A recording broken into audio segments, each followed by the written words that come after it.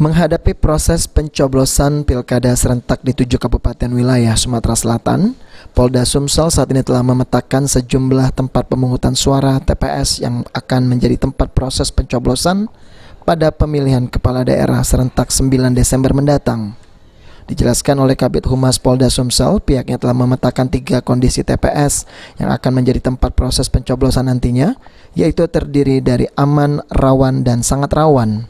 Sehingga nantinya menurut Kabid Humas Polda Sumsel, bisa satu polisi menempati satu TPS atau lebih, tergantung dari kondisi TPS yang akan menjadi tempat pencoblosan tersebut. Ini tergantung daripada kondisi yang ada di TPS tadi, kan ada aman, rawan, sangat rawan. Jadi kalau memang itu aman, mungkin satu TPS bisa dijaga, satu personil bisa membawahi 2 TPS, misalnya dengan jarak tempuh yang sedikit. Tergantung daripada TPS itu. Bisa juga satu polisi 3 TPS. Kalau memang betul-betul dianggap bahwa aman dan jaraknya tidak terlalu jauh, sehingga polisi tersebut bisa saja melakukan pengecekan sebentar ke sini, sebentar ke sini dia balik lagi ke tempat awal.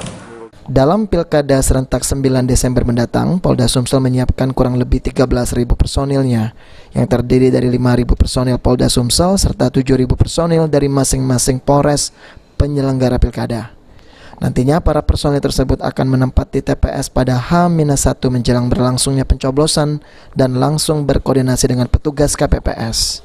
Firman Hidayat, PAL TV.